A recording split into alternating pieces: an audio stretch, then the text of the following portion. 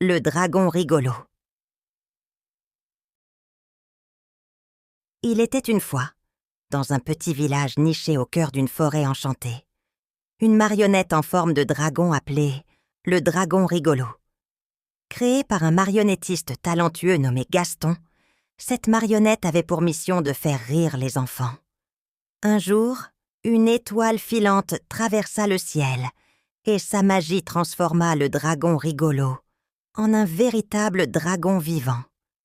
Le dragon rigolo, excité par sa nouvelle vie, s'envola immédiatement pour explorer le village. Sa particularité était de raconter une blague à chaque personne qu'il rencontrait. Cependant, le dragon avait un problème. Ses blagues n'étaient pas toujours drôles. Certains riaient, mais d'autres restaient impassibles. La colère montait alors en lui, et dans un accès de rage, il volait leur bonheur pour toujours, plongeant ces malheureux dans une tristesse éternelle. Le village était bientôt envahi par la tristesse. La mère, Madame Marguerite, convoqua une réunion d'urgence. Madame Marguerite. « Mes chers amis, nous devons trouver un moyen de mettre fin à cette malédiction. Le dragon rigolo doit être arrêté avant qu'il ne vole la joie de chacun d'entre nous. » Gaston, le marionnettiste, se leva et dit « Je me sens responsable de cette situation. Après tout, c'est moi qui ai créé le dragon rigolo. Je dois trouver une solution. » Le village se mit d'accord pour que Gaston aille à la recherche du dragon pour tenter de le raisonner. Accompagné de sa fidèle assistante, Sophie, une jeune fille courageuse et pleine d'espoir, ils partirent en quête du dragon. Sophie. « Gaston, comment allons-nous convaincre le dragon rigolo de changer ses manières ? » Gaston. « Nous devons lui montrer que le vrai bonheur vient du cœur et non des rires forcés. Peut-être qu'il comprendra alors l'importance de la véritable joie. » Ils marchèrent à travers la forêt jusqu'à arriver à une clairière où le dragon rigolo faisait une sieste. Gaston prit une grande inspiration et s'approcha prudemment. « Gaston. « Bonjour, dragon rigolo. Je suis Gaston, ton créateur. Nous devons parler. » Le dragon rigolo ouvrit les yeux et sourit. Le dragon rigolo. « Gaston! Quelle surprise! As-tu une blague à me raconter ?» Gaston. « Pas cette fois, dragon. Nous devons discuter de ce que tu fais aux villageois, en volant leur bonheur. Tu causes beaucoup de peine. » Le sourire du dragon s'effaça, et une étincelle de colère apparut dans ses yeux. Le dragon rigolo. « Il ne rit pas de mes blagues. Il ne mérite pas de bonheur. » Sophie s'avança et parla doucement. Sophie.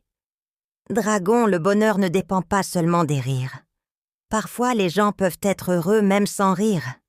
Tu dois apprendre à comprendre cela. » Le dragon rigolo regarda Sophie avec curiosité. Le dragon rigolo. « Mais comment puis-je savoir s'ils sont heureux si je ne les fais pas rire ? » Sophie. « Le bonheur se voit dans les petites choses. Un sourire, un geste de gentillesse, un regard chaleureux. Peut-être pourrais-tu essayer de faire des choses gentilles pour les autres, au lieu de raconter des blagues. » Le dragon rigolo réfléchit un moment. Il n'avait jamais pensé à cela auparavant.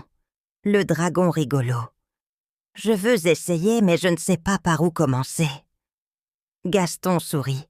« Nous allons t'aider. Reviens avec nous au village.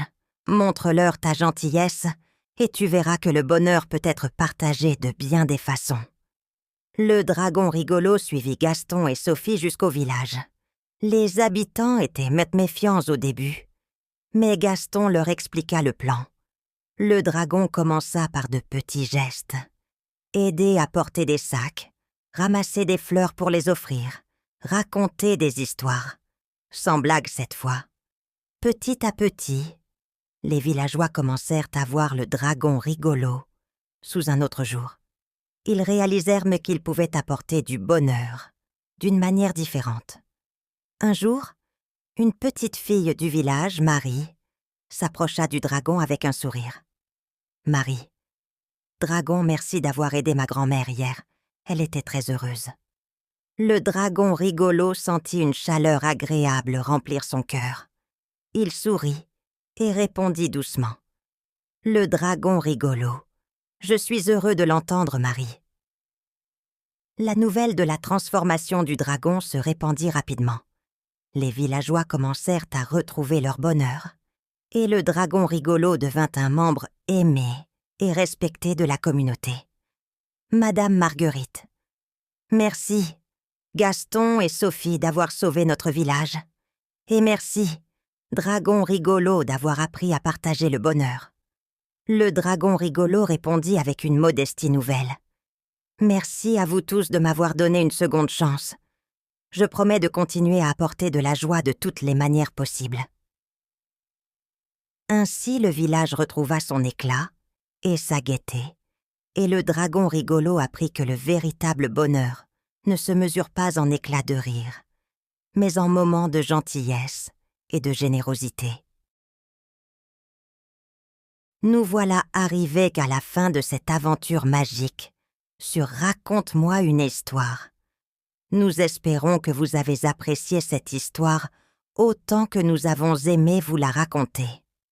N'oubliez pas de vous abonner à notre chaîne pour ne manquer aucune de nos prochaines aventures. Et si vous souhaitez soutenir notre travail et aider à la création de nouvelles histoires, vous pouvez visiter notre page sur Ko-fi à l'adresse suivante: ko-fi.com Nina's Bibliothèque. Vous trouverez le lien dans la description.